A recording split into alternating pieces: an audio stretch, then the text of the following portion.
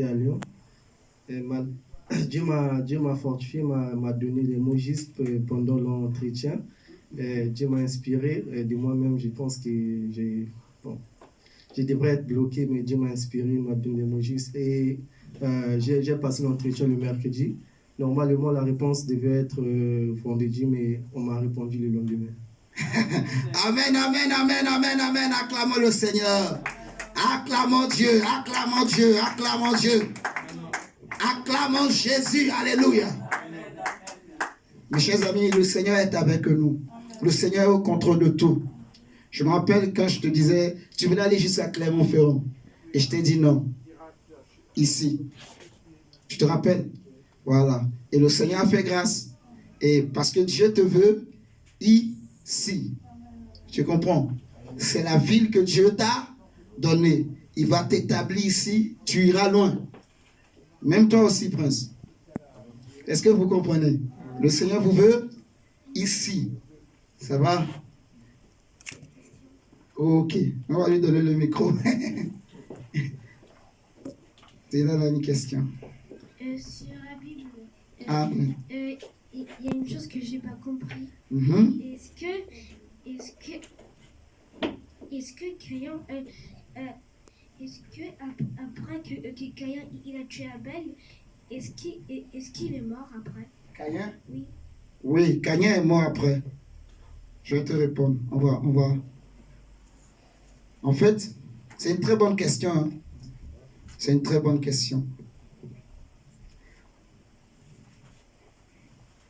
On va prendre Genèse. Prenons Genèse.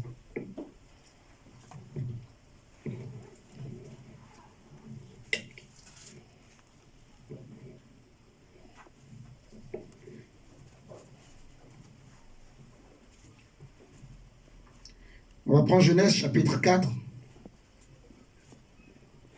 On va lire à partir du verset 1. Genèse chapitre 4, verset 1. La Bible dit, Adam connut Ève, sa femme, elle conçut et enfanta Caïn, et elle dit, j'ai formé un homme avec l'aide de l'Éternel. Elle enfanta encore son frère Abel. Je me suis, Dylan. Abel fut berger et Caïn fut laboureur. Au bout de quelque temps, Caïn fit à l'Éternel une offrande des fruits de la terre.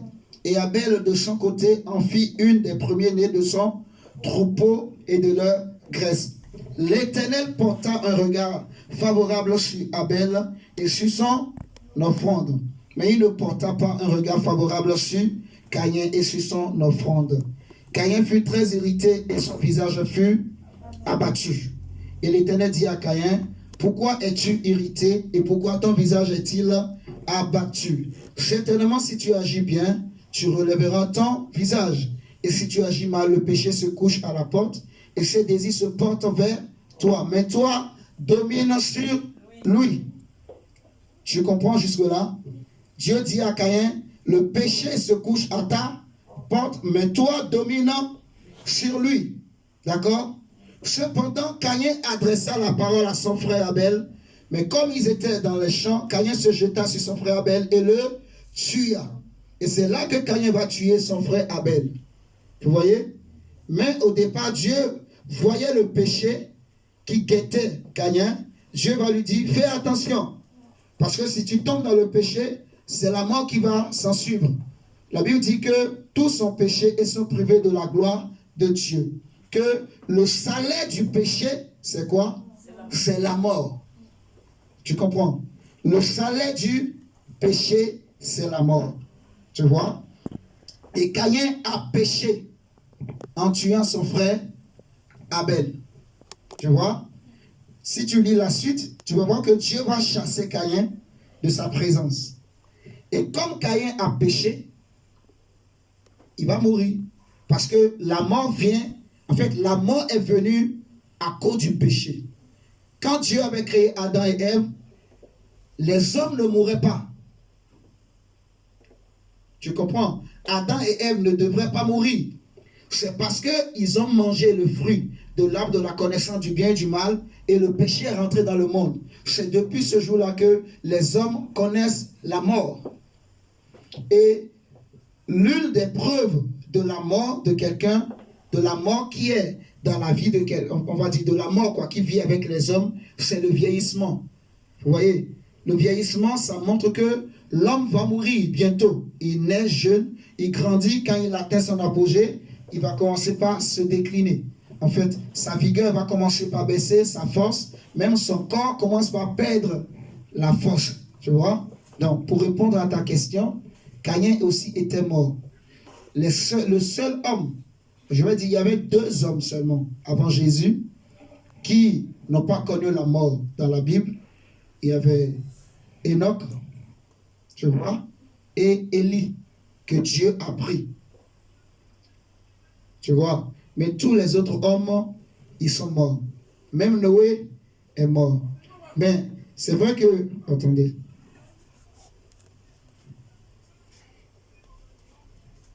Je crois qu'on va trouver mieux que ce que je dis pour répondre à la question de l'enfant. On va trouver mieux. On va aller encore en profondeur.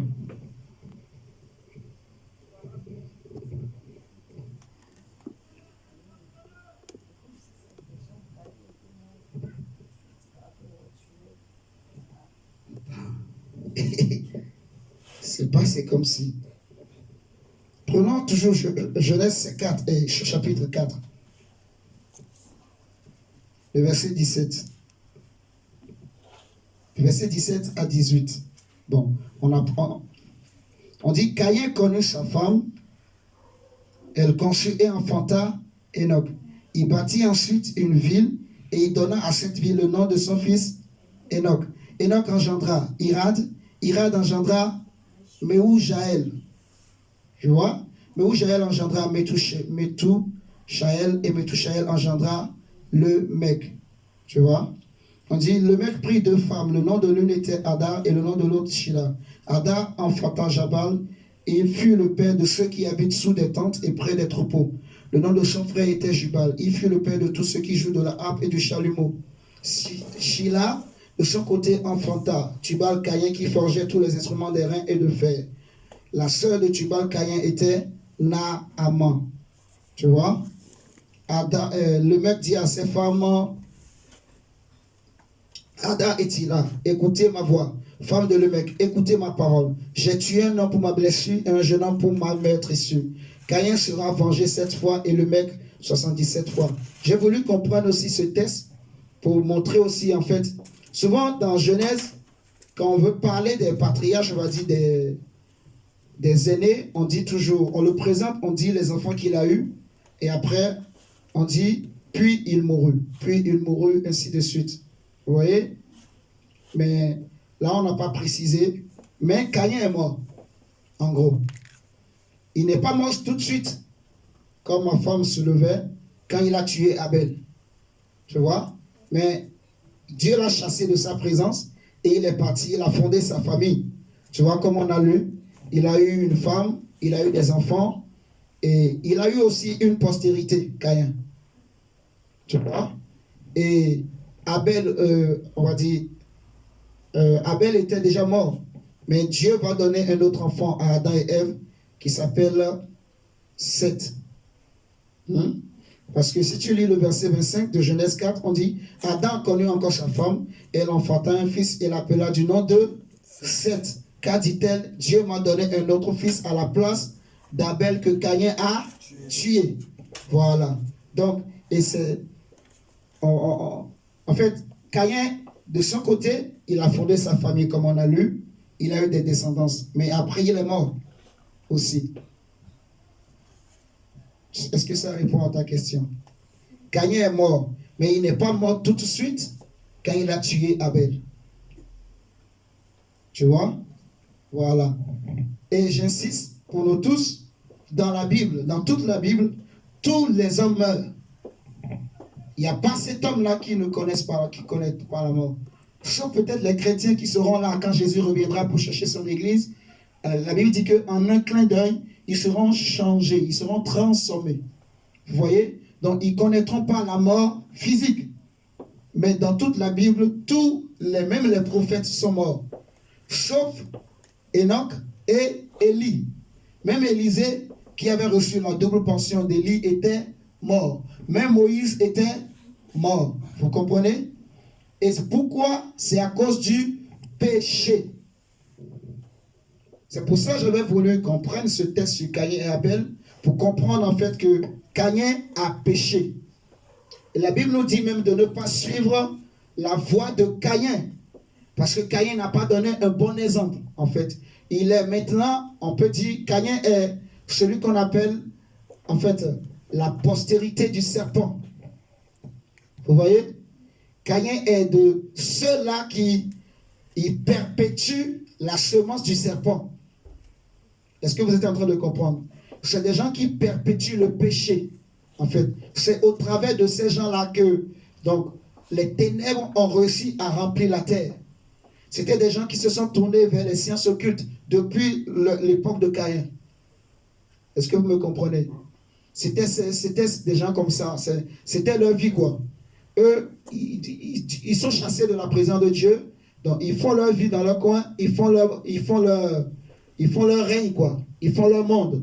Comme le fils de Caïn, par exemple, va dire que Caïn, il dit, j'ai tué un homme pour ma blessure, un jeune homme pour ma maîtrise. Tu vois? Si Caïn sera vengé 7 fois, il dit, moi, je serai vengé 77 fois. 77 fois, je serai vengé. Mais Jésus a dit, les disciples ont posé la question à Jésus, jusqu'à combien de fois il faut pardonner à son frère? Et Jésus a répondu quoi? 77 fois 7. 77 fois 7. Vous comprenez? Donc, c'était bien, avec raison que Jésus avait donné ce chiffre. Parce qu'on comprend que le fils de Caïn, le mec, c'était un sanguinaire. C'était un tueur, en fait.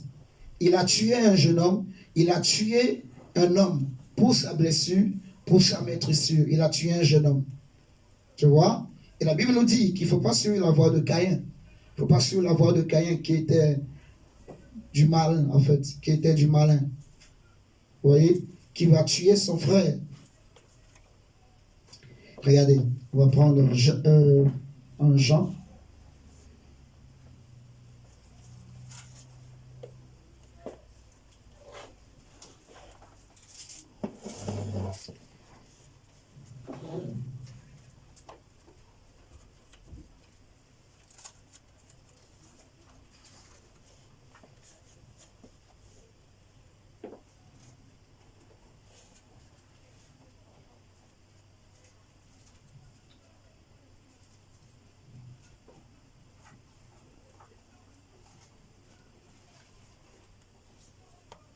Prenez 1 Jean chapitre 3, le verset 11.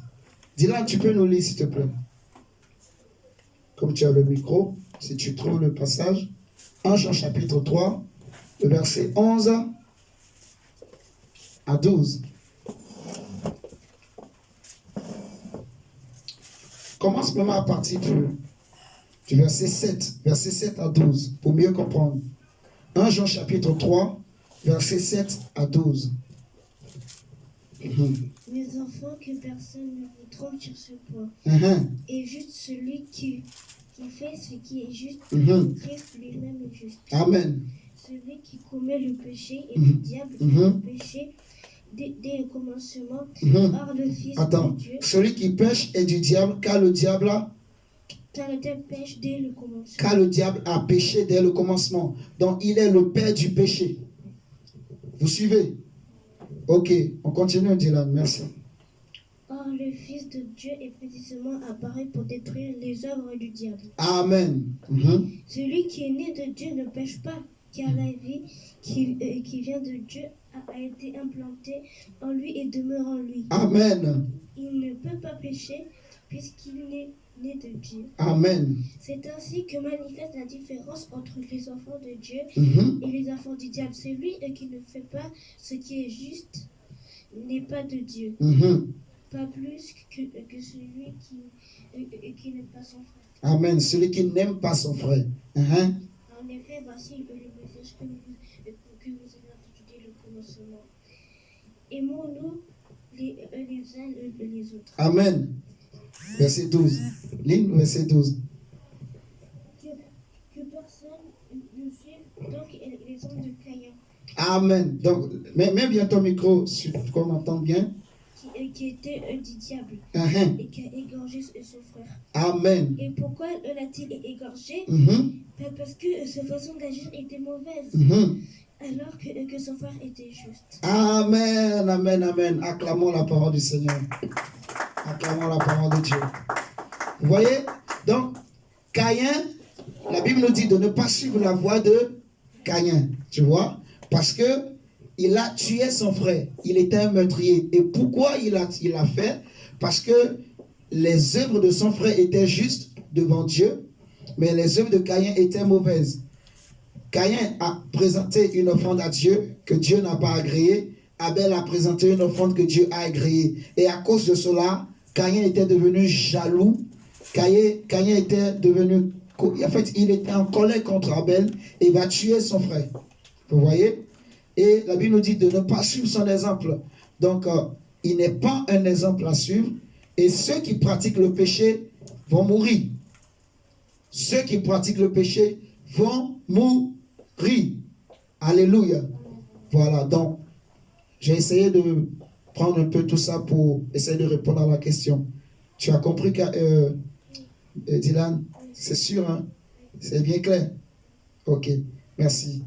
C'est très bien pour ta question. Acclamons pour le Seigneur, pour la vie de l'enfant. Vraiment.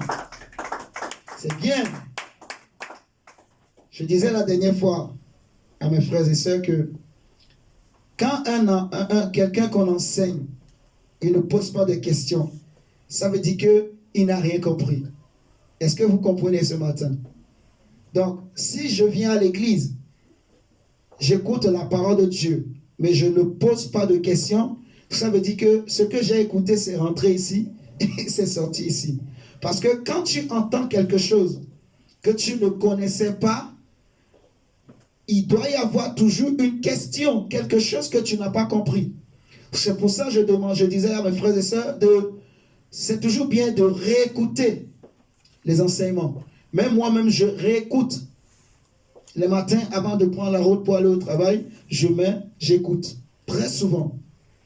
Ou même à midi, j'écoute. Même au travail, des fois, je mets mes écouteurs, j'écoute. Même le soir, j'écoute. Je réécoute souvent. Vous voyez? Parce qu'il y a des choses que, même moi-même, je dis ici, que je n'avais pas préparé. Donc, en réécoutant, je comprends mieux. La répétition est quoi? La meilleure des... Est-ce que vous comprenez ça?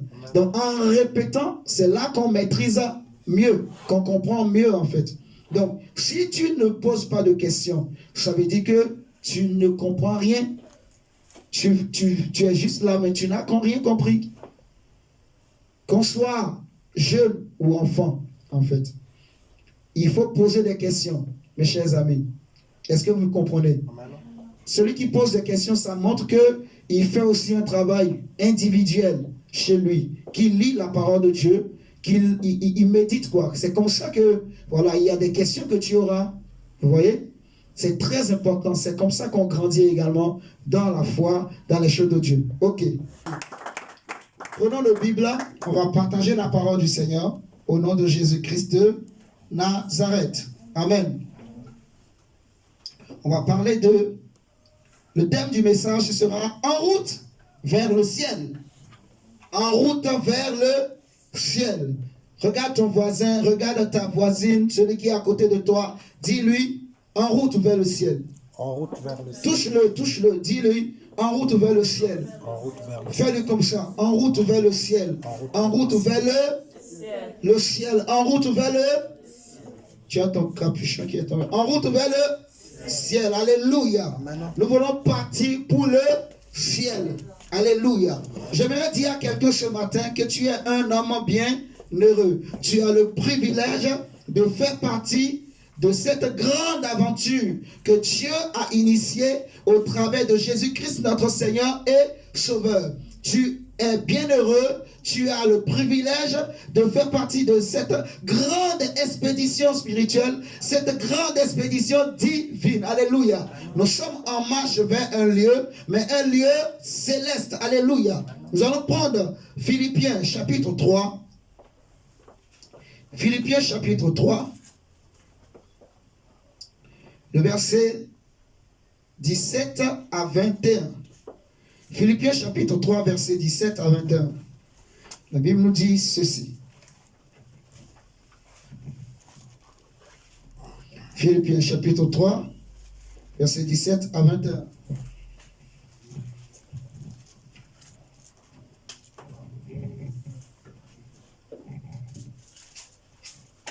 Philippiens chapitre 3, verset 17 à 21, il est écrit ceci. Soyez tous mes imitateurs, frères, et portez les regards sur ceux qui marchent selon le modèle que vous avez en nous. Est-ce que nous sommes tous là? Car il en est plusieurs qui marchent en ennemis de la croix. Je vous en ai souvent parlé, et j'en parle maintenant encore en pleurant. Leur fin sera la perdition. Alléluia. Ils ont pour Dieu leur ventre. Ils mettent leur gloire dans ce qui fait leur honte. Ils ne pensent qu'aux choses de la terre. Alléluia. Mais notre cité à nous, Shakarabasa.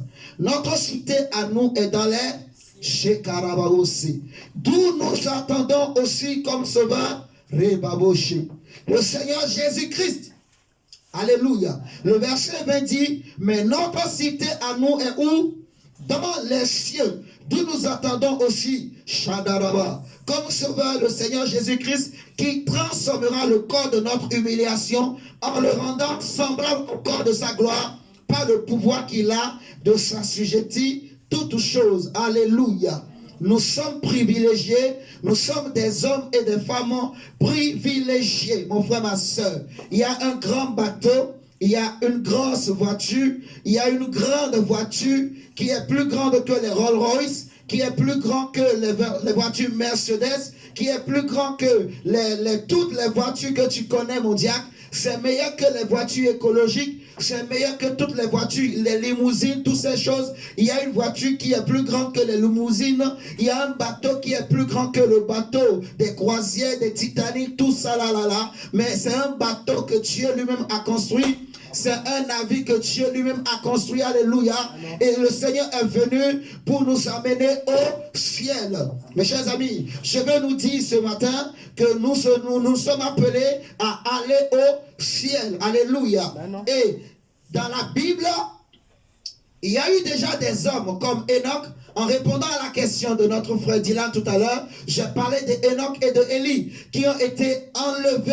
La Bible dit que Dieu, tellement que Enoch a marché avec Dieu et il a plu à Dieu et Dieu l'a pris. Alléluia. Enoch a disparu. Enoch a pris une voiture céleste. Il y a des hommes qui cherchent à peut-être à prendre des fusées pour aller dans la lune, pour aller dans les étoiles, pour aller vivre dans les planètes, ainsi de suite. Mais j'aimerais vous dire ce matin, mon frère, ma soeur, qu'il y a une fusée qui vient de Dieu, qui n'a pas besoin de puissance des moteurs de ce monde. Mais la Bible nous dit que Jésus, par exemple, le jour où il est monté au ciel, les disciples étaient là en train de le regarder, sans le secours d'aucune force extérieure, sans le secours d'aucune science. Mes chers amis scientifiques, Jésus a défié la loi de la pesanteur. Il est monté en haut et on a regardé, on a observé un homme qui a commencé par monter au ciel et il est monté, il a traversé les nuages et il est allé jusqu'au ciel. Alléluia. Jésus-Christ de Nazareth a défié la loi de la pesanteur. C'est la Bible, je crois. C'est éteint ici. Ouais. Ah ouais, merci. Ouais. Excusez-moi. Mais on va prêcher la parole de Dieu. C'est des mauvaises piles, mais on va les changer prochainement. Alors, même là, ça s'allume. Donc, celle-là aussi. Bien, je prends les... Seigneur, merci pour ta grâce. Ok.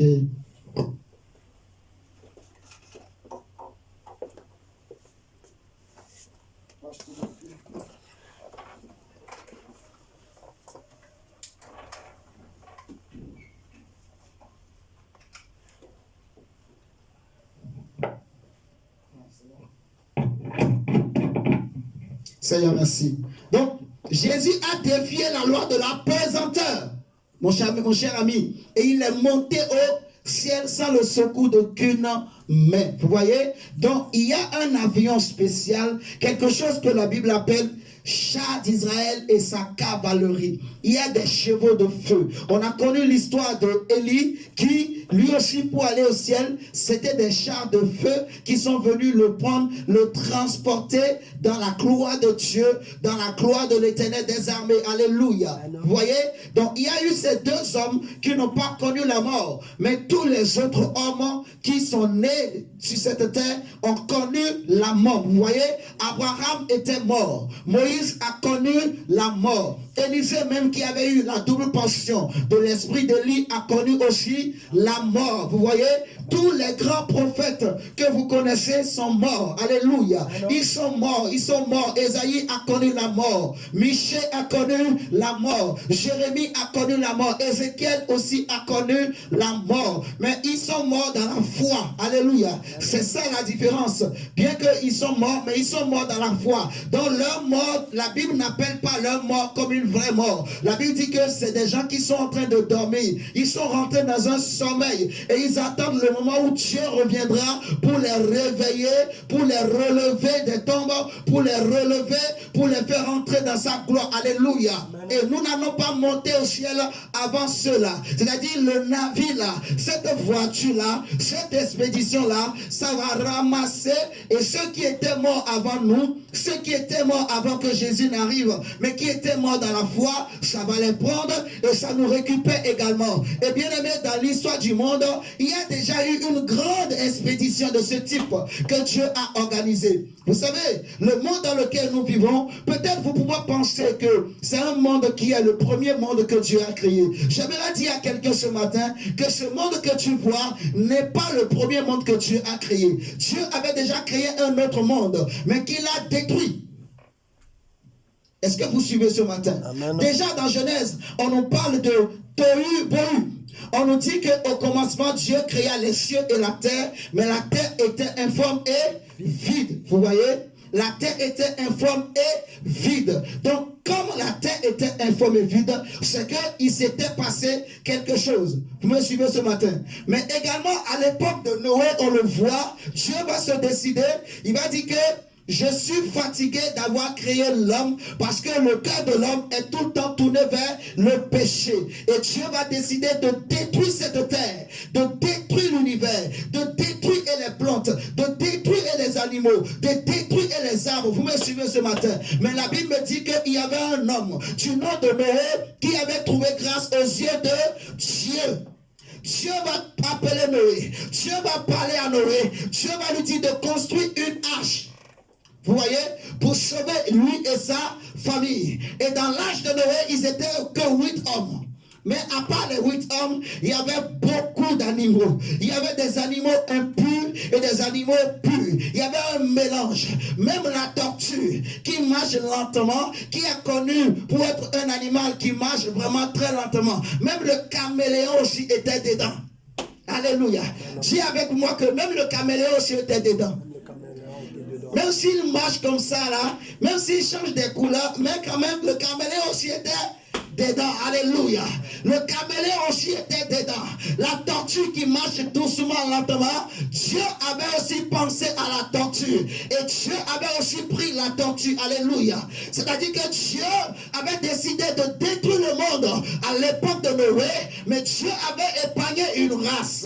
Dieu avait épargné une race, je répète. Et c'est cette race qu'on appelle la race des justes. Vous voyez, je bénis le Seigneur pour la question du frère. Parce que ça introduit également le message que je vais prêcher ce matin. Vous êtes en train de comprendre? Il y a eu deux races sur cette terre. Il y a la race des justes et la race justement de la postérité du serpent. Vous voyez, ceux qui sont nés mais destinés pour être jetés dans l'enfer. Il y a des hommes qui sont nés mais que peu importe ce qu'on peut faire, ils ne pourront pas être sauvés. Alléluia. C'était comme, vous voyez, Judas, il était né pour être pris et jeté en enfer.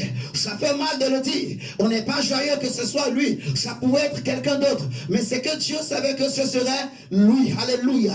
Mais lui aussi, il a fait ce qu'il fallait pour qu'il soit lui, quoi. Donc, Dieu, je peux dire que le destin a voulu que ça soit lui. Donc mon frère, bénis Dieu parce que tu es là ce matin. Bénis Dieu parce que tu connais Jésus. Je suis sûr que si tu es là, en tout cas si tu écoutes ce message, si tu écoutes cette parole qui est en train de sortir ce matin, c'est que Dieu t'a choisi pour faire partie de cette expédition-là, mon frère, ma soeur. Parce que le Seigneur m'a envoyé ce matin pour annoncer une bonne nouvelle à quelqu'un. Pour lui dire que bientôt nous allons partir. Pour dire à quelqu'un que bientôt nous allons décoller. Amen. Alléluia. Parce que nous sommes en train de partir au ciel, mon frère, ma soeur. Le ciel existe, l'enlèvement de l'église existe. Et nous allons les vivre, frères et sœurs. Dans l'âge de Noé, il y avait des animaux impurs et des animaux purs. Et je veux te dire, vous savez, ces animaux impurs, c'était l'image de toi et moi. Nous étions des païens. On était sans Christ, sans Dieu dans le monde. Pour bien le comprendre, on va prendre Actes des Apôtres, le chapitre 10. Prenons Actes des Apôtres, le chapitre 10.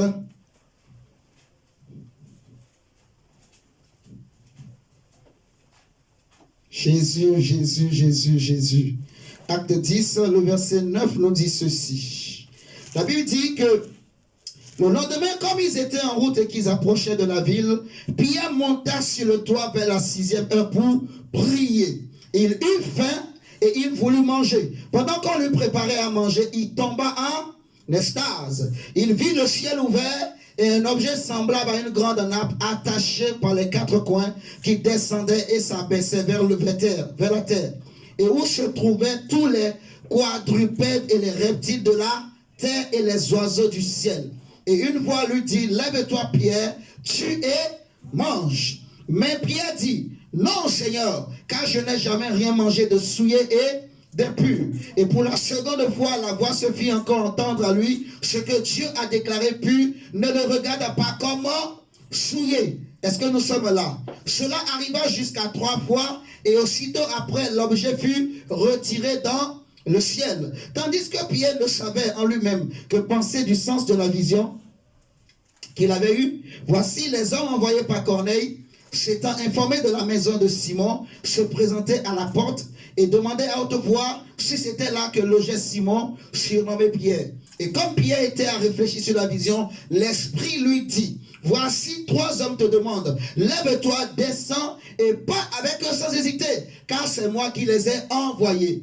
Ici, c'est l'histoire de Corneille qui était un païen et qui aimait Dieu, qui offrait beaucoup de sacrifices à Dieu et Dieu avait décidé de le sauver. Alléluia. Alors Dieu va envoyer un ange pour parler à Corneille, pour lui demander de faire venir Pierre qui était un Israélien, un juif. Alléluia. L'un des apôtres à qui Jésus va dire, tu es Pierre et sur cette pierre je bâtirai mon église, je te donne les clés du royaume. Tout ce que tu lieras sur la terre sera lié dans les cieux et tout ce que tu délieras sur la terre sera délié dans les cieux. Alléluia. Donc Pierre avait un mandat, Pierre avait une mission sur la terre. Alléluia.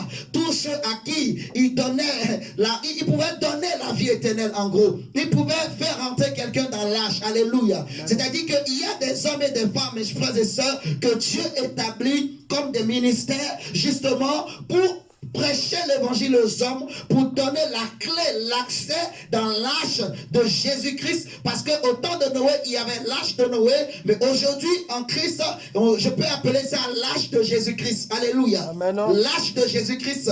Et Pierre, de cet esprit, va lui dire, ne discute pas, ne réfléchis pas, descends aussitôt, pas avec ces hommes. Parce que les Juifs, dans la loi de Moïse, ils ne pouvaient pas se mélanger avec les païens.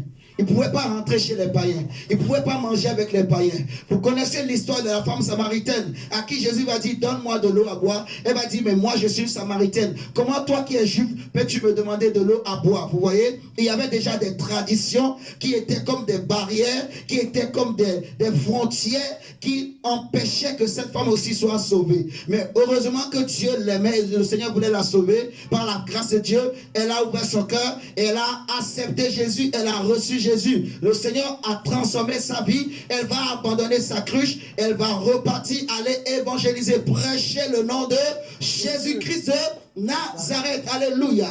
De la même manière, le Seigneur voulait sauver Corneille. Et Corneille et cette femme samaritaine, c'est aussi l'image de toi et de moi. Alléluia. Nous tous, souvent, on allait peut-être au puits de Jacob. On allait puiser la même eau, mais cette eau qui ne donnait pas la vie. On était attaché à des traditions de nos pères. On était attaché aux coutumes de nos ancêtres. On était attaché aux traditions de nos grands-parents. Vous voyez, il y en a qui disent, nous sommes des Bantous. Alléluia. Il y en a qui disent, nous sommes des Batékés. Il y en a qui disent, nous sommes des, je ne sais pas quoi, donnez-moi un nom. Nous sommes des Béninois, des Ivoiriens. Il y en a qui disent, nous sommes de Congo. Nous sommes de Congo-Brazza ou de Congo-Kinshasa. Il y en a qui disent, voilà, les Gabonais, ils sont comme ça, tu vois. Il y en a qui disent même les Gabonais, et ils ne pardonnent jamais. Je ne sais pas si c'est vrai. Hein. Je suis juste en train de prêcher. Alléluia. C'est des exemples que je suis en train de donner. Vous voyez, on est habitué à aller à un puits.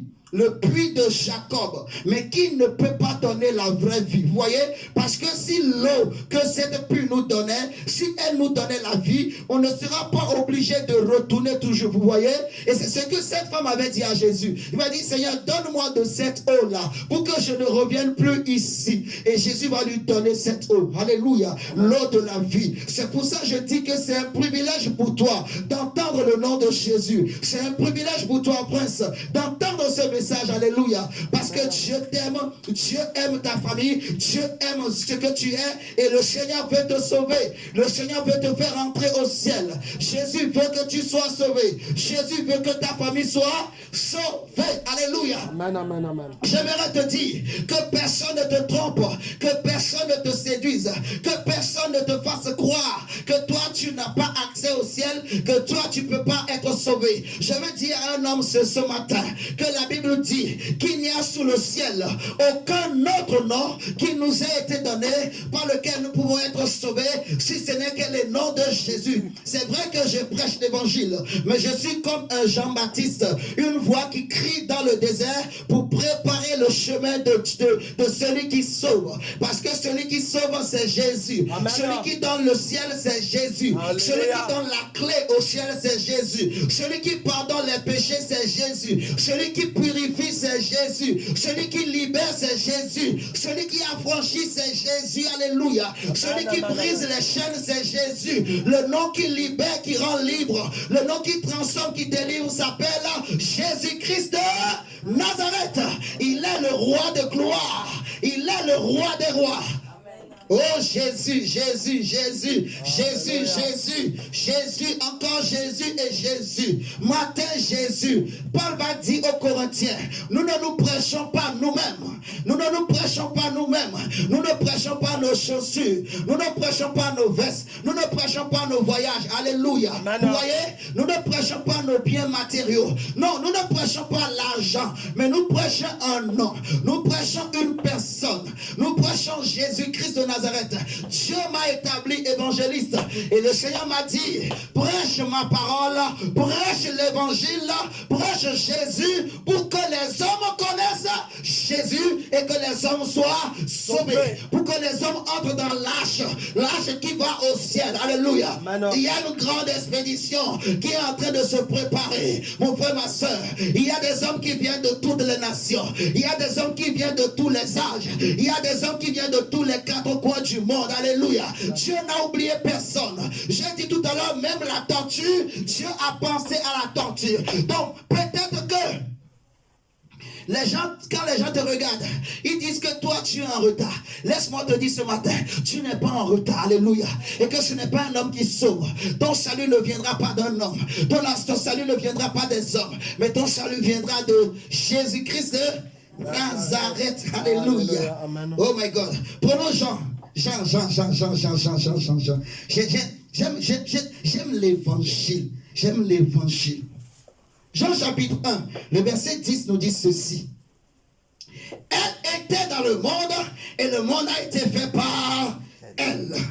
Et le monde ne l'a point connue. Elle est venue chez les siens. Ah, je dis elle est venue chez les Siens. Qui est venu chez les siens? Jésus. C'est la parole, c'est le verbe, c'est la lumière de Dieu. La lumière qui donne le salut. La lumière qui vient du ciel. Elle est venue chez les siens. Et les siens ne l'ont point reçue. Mon frère, ma soeur, je vais faire un petit point sur ce texte. On a dit, elle est venue chez les siens. Les siens là, premièrement, on va penser que c'est les Juifs, alléluia. On va penser que c'est les Israéliens, alléluia. Et c'est vrai, ce n'est pas un mensonge, c'est la vérité. Mais je vais te dire que toi aussi, les siens là, c'est toi et moi, alléluia. Parce que la Bible dit dans Actes des Apôtres que nous sommes de la race de Dieu, alléluia. Nous sommes des hommes et des femmes créés à l'image de Dieu, alléluia. Tu es une femme créée à l'image de Dieu. Tu es un homme créé à l'image de Dieu. Il y a quelque chose de divin en toi. Le Seigneur dit dans les psaumes, j'avais dit que vous êtes des dieux, mais vous mourrez comme des humains. Alléluia.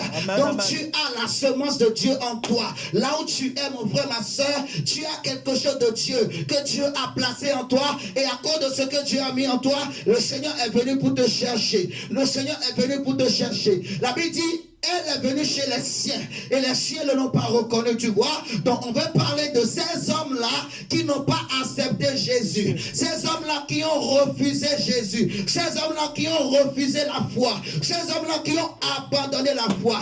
Qui ont abandonné l'amour du vrai Dieu. Mon frère Prince, tu m'entends ce matin? Mais la Bible dit au verset 11, verset 12 plutôt, mais à tous ceux qui l'ont reçu, oh my God, Shakarabasa, à tous ceux qui ont accepté, tous les humains qui ont accepté leur frère, tous les humains qui ont accepté leur grand frère, tous les humains qui ont reconnu le bras de Dieu, tous les humains qui ont reconnu le salut de Dieu, tous les humains qui ont reconnu l'amour de Dieu, tous les humains qui ont vu en cet homme la main de Dieu qui est venu pour les délivrer, pour les enlever de l'état de bassesse et pour les relever, pour les amener en hauteur. La Bible dit à tous ceux qui l'ont reçu, qui ont cru en son nom, elle a donné le pouvoir.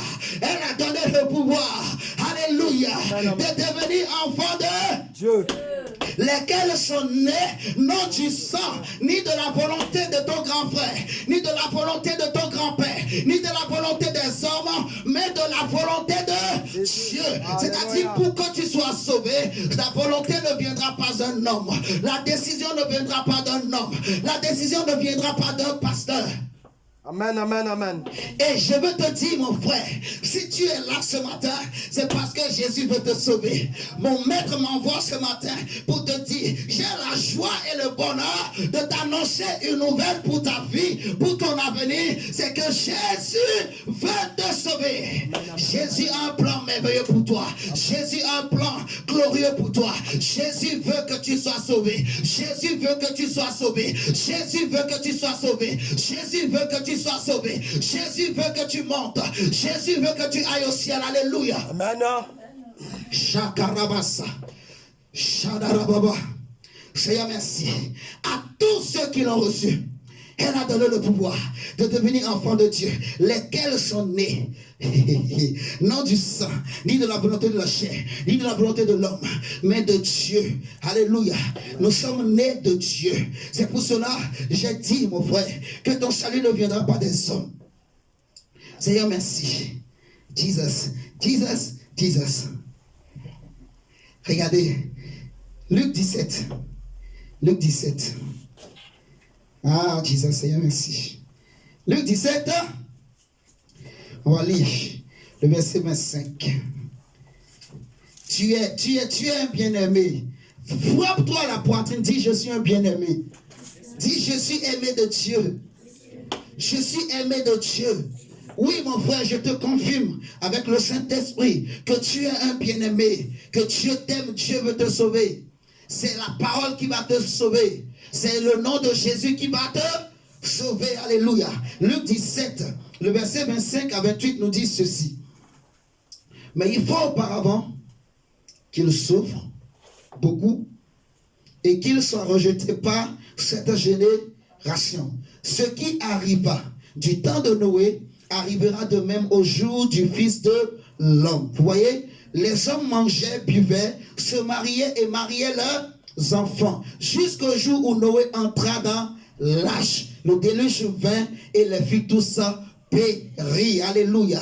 Ce qui arriva du temps de Lot arrivera pareillement. Les hommes mangeaient, buvaient, achetaient, vendaient, chandarabassaient, plantaient, bâtissaient. Mais le jour où Lot sortit de Sodome, une pluie de feu et de soufre tomba du ciel et les filles tout ça périt. Il en sera de même le jour où le Fils de l'homme paraîtra, mon diacre. Vous m'entendez ce matin? Amen. Ce qui arriva du temps de Noé, ce qui arriva du temps de Lot, c'est la même chose qui est en train de se passer aujourd'hui. Les hommes étaient occupés à leurs occupations personnelles, à leurs occupations domestiques. Les hommes regardaient à leurs intérêts personnels. Vous voyez, personne ne regardait à l'intérêt de Christ. Personne ne croyait à ce que disait ce vieux fou qu'on appelait Noé, ce vieux fou qui était Lot. Lot disait à ses beaux-fils, venez, on va être sauvés, Dieu veut détruire Sodome et Gomorrhe. Mais ils ont pris Lot pour un fou. La Bible appelle Noé le prédicateur de la justice. Noé a prêché ce message en son temps. Mais les hommes du temps de Noé, ils n'ont pas cru en Noé. Ils ont pris Noé pour un fou. Parce que ce que Noé était en train de leur dire n'était encore jamais arrivé. Et je veux te dire, mon frère, ma soeur, ce que le Dieu de cette assemblée veut faire avec toi, c'est quelque chose qui n'est pas encore arrivé. Je vais te dire que toi, tu seras le premier. Tu vas initier une nouvelle gloire dans ta famille. Je suis en train de parler à une personne ici ce matin.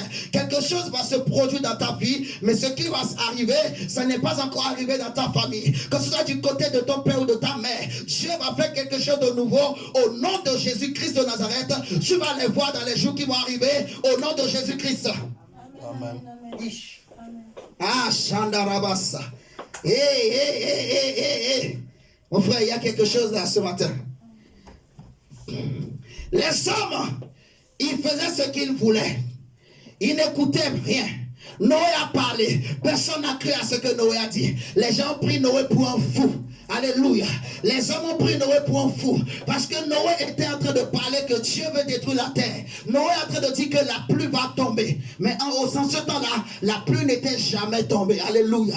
Donc, de même dans notre époque, mes frères et sœurs, l'enlèvement de l'église, beaucoup de chrétiens aujourd'hui, ils commencent à dire, oh non, c'était juste des histoires. Ça n'aura pas lieu. La terre, elle est bien. Restons sur la terre.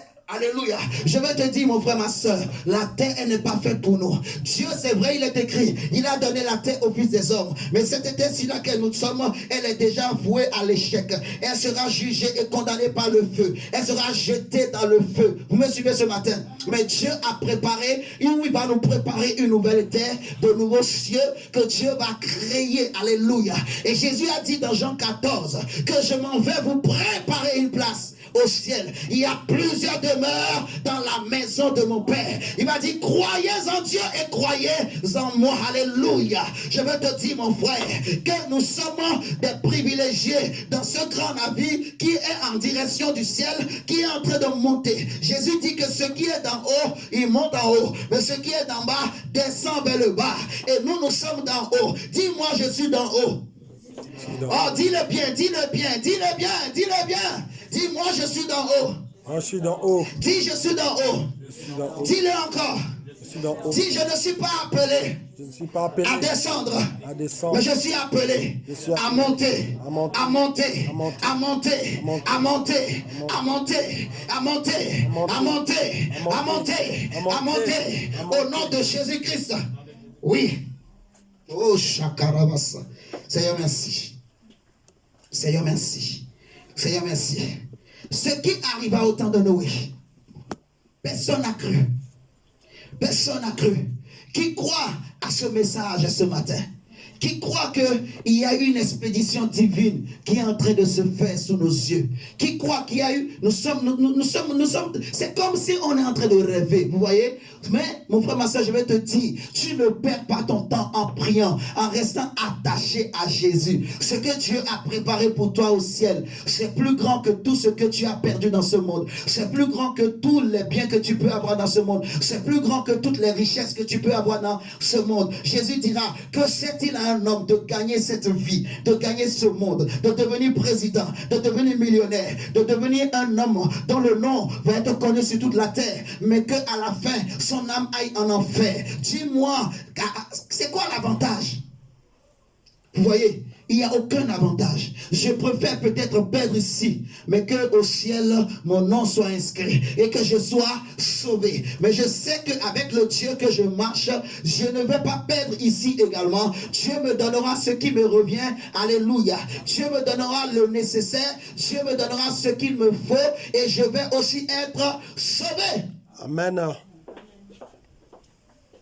Seigneur, merci pour ton onction. Regardons 1 Pierre chapitre 3, le verset 20. 1 Pierre chapitre 3, verset 20 nous dit ceci. Même verset 18. Christ aussi a souffert une fois pour les péchés, lui juste pour des injustes, afin de nous amener à Dieu, ayant été mis à mort quant à la chair, mais ayant été rendu vivant quant à l'esprit, dans lequel aussi il est allé prêcher aux esprits en prison. Vous voyez, qui autrefois avait été incrédule lorsque la patience de Dieu se prolongeait au jour de Noé, pendant la construction de l'arche. Donc ici on est en train de parler des gens qui ont péri au temps de Noé et qui sont gardés en prison. Ils attendaient que Jésus, que Dieu a établi pour juger les vivants et les morts, que Jésus vienne pour établir leur jugement. Vous voyez? Dans laquelle un petit nombre de personnes, c'est-à-dire 8 furent sauvés à travers l'eau. Vous voyez? Ok. Seigneur, merci pour cette parole. Prenons 2 Pierre chapitre 2. 2 Pierre chapitre 2, le verset 5. La Bible dit ceci. S'il n'a pas épargné l'ancien monde, mais s'il a sauvé Noé, lui 8e, ce prédicateur de la justice, lorsqu'il fit venir le déluge sur un monde d'impies. Vous voyez? Donc, on nous dit que Noé est un prédicateur de la justice. On nous parle de l'ancien monde. Vous voyez? Le monde qui existait avant notre monde. Merci Seigneur. Prenons maintenant Matthieu 24. Matthieu 24. Ok. Matthieu 24.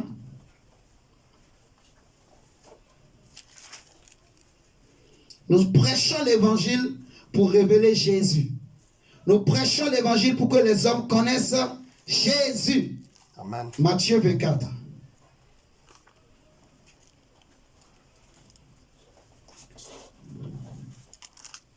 Merci.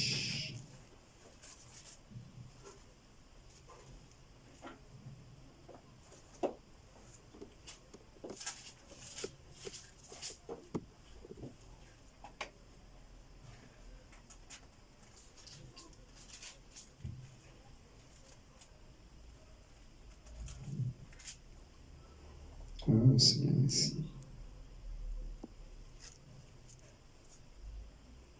Oui. C'est la même chose, Matthieu 24.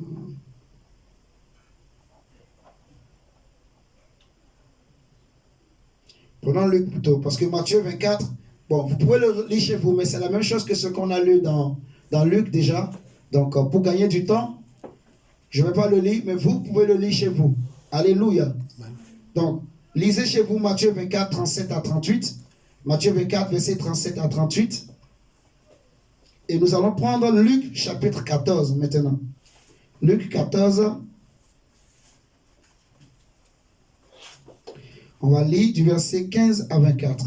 Luc chapitre 14, verset 15 à 24. La Bible dit, un de ceux qui étaient à table, après avoir entendu ces paroles, dit à Jésus, heureux celui qui prendra son repas dans le royaume de Dieu. Et Jésus lui répondit, un homme donna un grand souper et il invita beaucoup de gens. À l'heure du souper, il envoya son serviteur, dit aux conviés, venez, car tout est déjà prêt. Tu me suis, prince? D'accord, ça va? Ok. Mais tous unanimement se mirent à s'excuser. Le premier lui dit, j'ai acheté un champ et je suis obligé d'aller le voir. Excuse-moi, je te prie. Tu vois?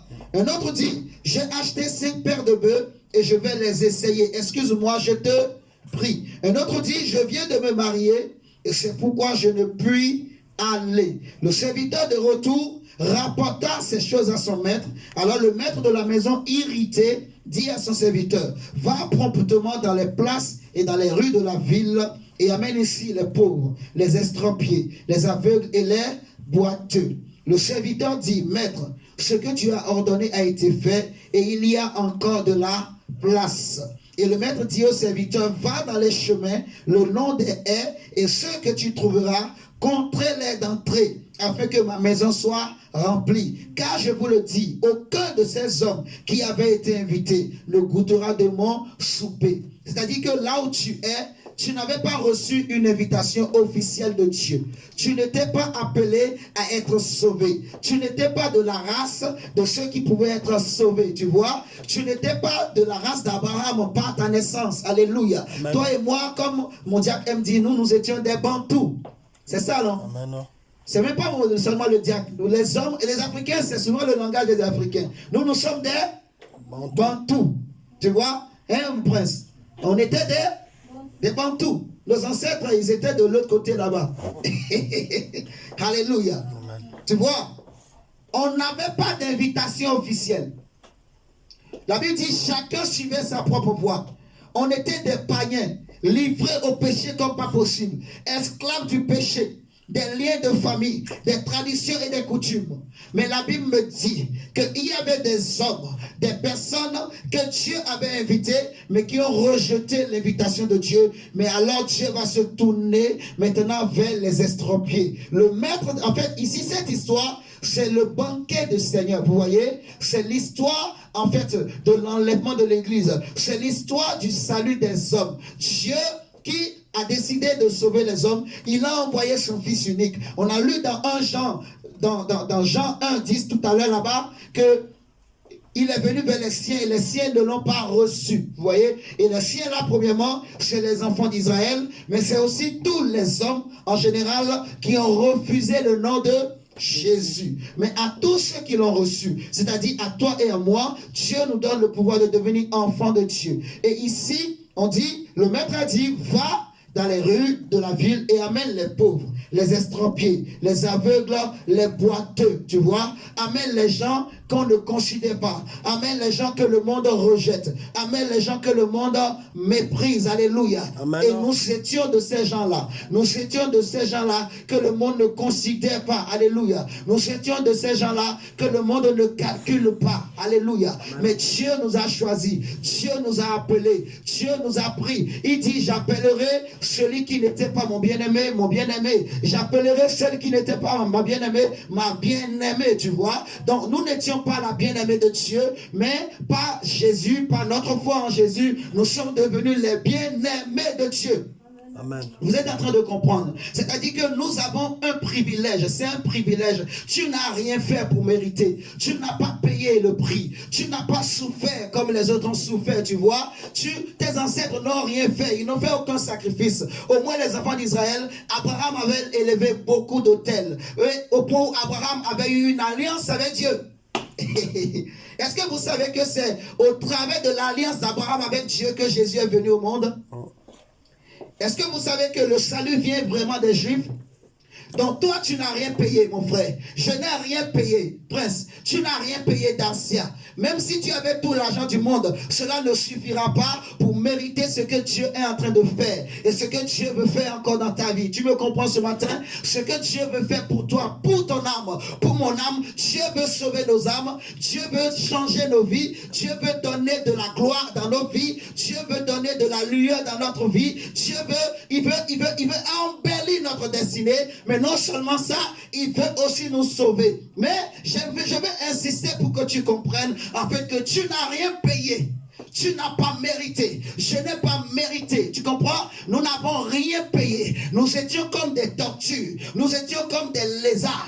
Nous étions comme des estropiés. Nous étions comme ces brigands. Nous étions comme ce voleur à la croix. Nous étions de toutes ces races-là, vous voyez. Mais Dieu n'a pas regardé que j'ai l'argent ou je n'ai pas l'argent. Il a regardé à son amour. Alléluia.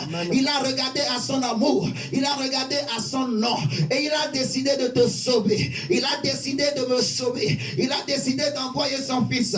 Il a décidé de toucher ton cœur. Il a décidé de faire en sorte que tu acceptes Jésus. Dieu lui-même a créé l'événement, les circonstances qu'il faut pour que tu reçoives le nom de Jésus-Christ de Nazareth. Alléluia. Amen, amen, amen. Oh, Jésus t'aime. Tu es privilégié, mon frère. Nous sommes dans une expédition. Nous sommes dans une grande expédition. Comme au temps de Noé, tu vois. Et Dieu m'envoie ce matin, comme Jean-Baptiste. Regardez avec moi. Jean chapitre 1, le verset 29. On connaît le texte. Seigneur, merci.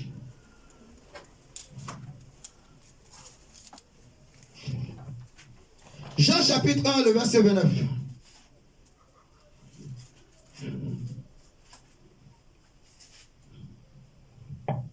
Il dit le lendemain, il vit Jésus venant à lui et il dit, voici l'agneau de Dieu qui ôte le péché du monde. C'est celui dont j'ai dit, après moi vient un homme qui m'a précédé, car il était avant moi. Je ne le connaissais pas, mais c'est afin qu'il fût manifesté à Israël que je suis venu baptiser d'eau. Vrai, c'est pour que tu connaisses Jésus que Dieu m'a établi. C'est pour que tu connaisses Jésus que je suis envoyé prêcher l'évangile. Est-ce que vous comprenez? Le Dieu qui m'a dit prêche, il me donne le rouleau, il me donne l'onction qu'il faut pour parler au nom de Dieu, pour parler de la part de Dieu. Alléluia. Amen. Dieu veut que tu acceptes Jésus. Dieu veut que tu abandonnes le péché, mon frère. Dieu veut que tu fasses confiance à Dieu. Dieu veut que tu te confies totalement en ce Dieu. Dieu veut que tu réalises le privilège que tu as. Alléluia. Amen. Et que tu n'es plus un pied dedans, un pied dehors. Dieu veut que tu mettes les deux pieds dans le navire. Amen. Alléluia. Amen. Si tu as un pied dehors, un pied dedans, tu risques de te casser les pieds tôt ou tard. Tu vas te faire mal. Tu imagines le train en train de bouger, il est en train de passer, de ramasser les gens, mais toi tu as un pied devant, un pied dehors. Tu vas te casser les pieds. Mets les deux pieds dedans et viens t'asseoir. Alléluia. Est-ce que nous sommes en train de comprendre? Amen. Nous n'avons rien payé, mon frère. Dis-moi ce que tu as payé pour devenir chrétien, pour devenir chrétienne. Dis-moi quel sacrifice tu as fait. Quel autel ton père a élevé? Quel autel ta mère a élevé? Dis-moi. Quel autel tes ancêtres ont élevé? Des autels à des dieux païens? Dis-moi, qu'est-ce que tes grands-parents ont fait? Ils ont adoré des faux dieux. Ils ont adoré des idoles. Dis-moi, dites-moi, ils sont allés chez des féticheurs. Qu'est-ce que ton aïeul avait fait? Dis-moi, dis-moi. Si tu connais l'histoire de ta famille, dis-moi, qu'est-ce que tes parents ont fait à Dieu? Qu'est-ce que tes ancêtres ont fait? Ou même toi et moi, dites-moi, qu'est-ce que nous avons fait pour Jésus? Pour mériter le ciel, pour mériter la vie chrétienne, pour mériter la parole de Dieu, pour mériter l'évangile. Parce que l'évangile nous parle de quelqu'un, de Jésus-Christ de Nazareth. Paul dit aux Romains que je n'ai pas honte de l'évangile parce que c'est la puissance de Dieu, mon diacre, pour le salut de quiconque. Amen, amen. Marc nous dira que commencement de l'évangile de Jésus-Christ, le Fils de Dieu. Vous comprenez? Amen. L'évangile nous parle de Jésus. Jésus, qu'est-ce que j'ai fait? Zachée, qui était un publicain, lui, il est monté au moins sur un sycomore. Et Jésus va le voir. Jésus va dire, descends Zachée, aujourd'hui, je vais manger chez toi. Mais dis-moi, qu'est-ce que toi et moi nous avons fait pour que Jésus vienne chez nous? Le centenier va dire, Seigneur, je ne suis pas digne que tu entres sous mon toit, mais dis seulement une parole et je serai guéri et mon serviteur sera guéri. Dites-moi, qu'est-ce que nous avons fait? Alléluia. Amen. Parce que tu as le privilège d'accéder à quelque chose que les rois de ce monde ne peuvent pas avoir. Tu as le privilège d'obtenir quelque chose que les présidents de ce monde ne peuvent pas avoir. Est-ce que vous êtes en train de comprendre? Amen. Tu es dans un bateau spirituel, tu es dans une voiture spirituelle, tu es dans un navire spirituel, tu fais partie d'une famille spirituelle, tu fais partie d'une patrie spirituelle. Nous sommes de la cité d'en haut, nous sommes en céleste. Nous sommes sur la terre, mais nous ne sommes pas des terrestres. Nous sommes des célestes. Alléluia. Nous sommes d'en haut, notre cité. C'est les piles. identité est céleste. Alléluia. Amen. Nous sommes d'en haut. Mes frères et sœurs, nous sommes d'en haut. Jesus.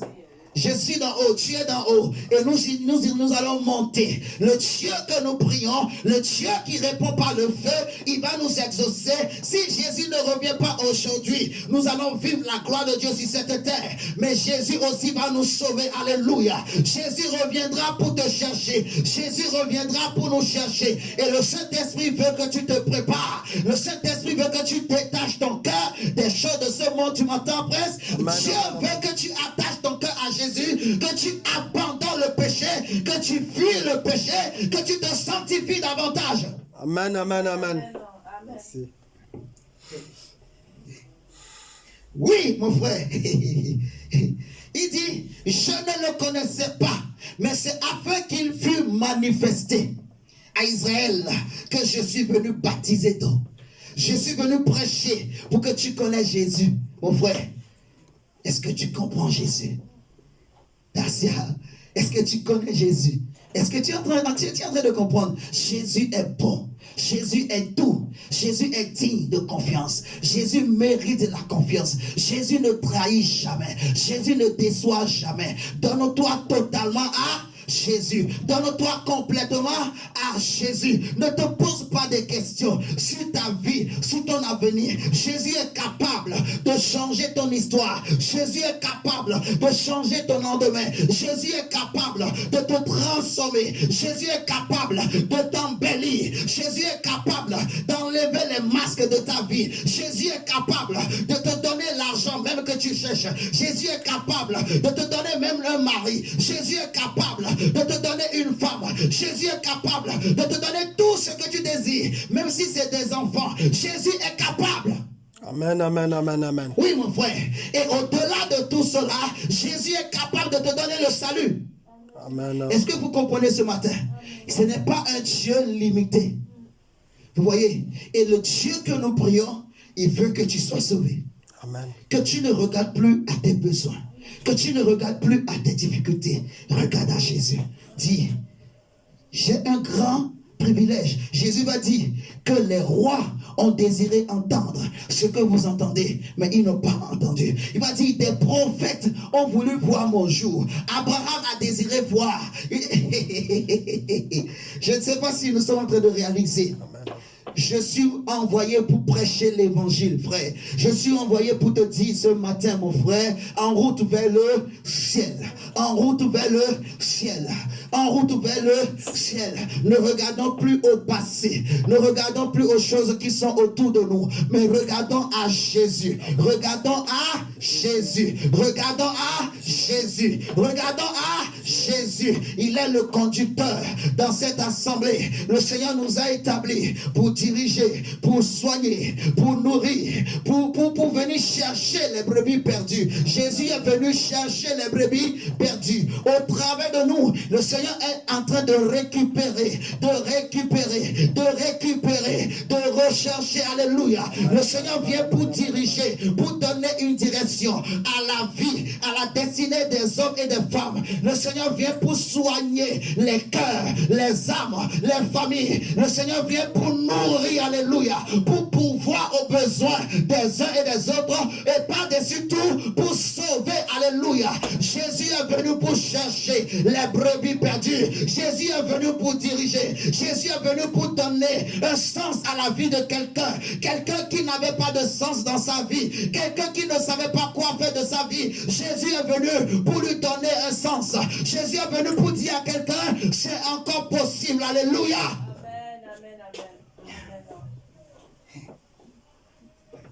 Jésus.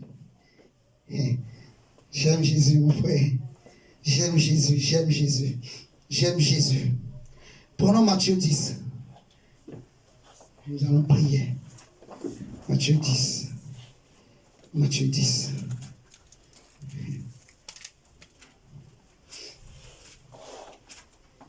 Shandarabas, Karabasa. Eh, Jesus. Eh, Rekayabasa. Shagalaba. Matthieu 10, verset 1 à 8. La Bible dit, puis ayant appelé ses 12 disciples, il leur donna le pouvoir de chasser les esprits impurs. Alléluia. Amen. Et de guérir toute maladie et toute infirmité. Voici les noms des 12 apôtres. Le premier, Simon appelé Pierre, et André son frère, Jacques fils de Zébédée, et Jean son frère, Philippe et Barthélemy, Thomas et Matthieu, le publicain, Jacques fils d'Alphée et Thaddée, Simon le Cananite et Judas l'Iscariote, celui qui livra Jésus. Tels sont les 12 que Jésus envoya, après leur avoir donné les instructions suivantes. Alléluia. Est-ce que nous sommes là ce matin? Amen. Jésus dit, n'allez pas vers les païens et n'entrez pas dans les villes des Samaritains. Allez plutôt vers les brebis perdues de la maison d'Israël. C'est vrai, il a dit les brebis perdues de la maison d'Israël. Mais on va enlever le mot Israël là, vous voyez? On va dire les brebis perdues de Jésus. Parce que lui-même il dira dans Jean que j'ai encore d'autres brebis qui ne sont pas dans cette bergerie. Il faut que j'aille les chercher. Vous voyez? Nous étions des brebis perdues et perdues. Parmi les brebis perdues, il y avait encore d'autres qui étaient plus perdus. Est-ce que vous comprenez la tautologie? Amen. Il y avait les brebis perdues d'Israël, mais nous étions encore plus loin que les brebis perdues d'Israël. Vous voyez? Les brebis perdues d'Israël, ils étaient avec les païens.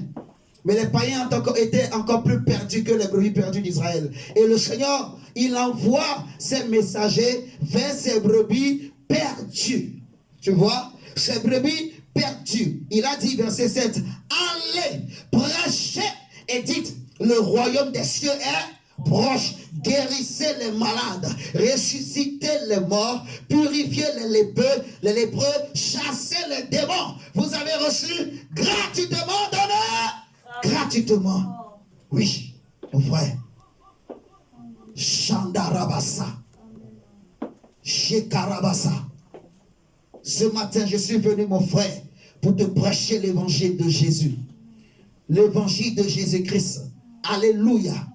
Jésus veut que tu connaisses l'évangile. Jésus veut que tu sois sauvé. Jésus veut que tu saches que Dieu a un plan pour toi. Dieu veut te sauver. Dieu veut te libérer. Alléluia. Amen. Oh Seigneur, merci. Nous pouvons nous lever. Nous allons prier.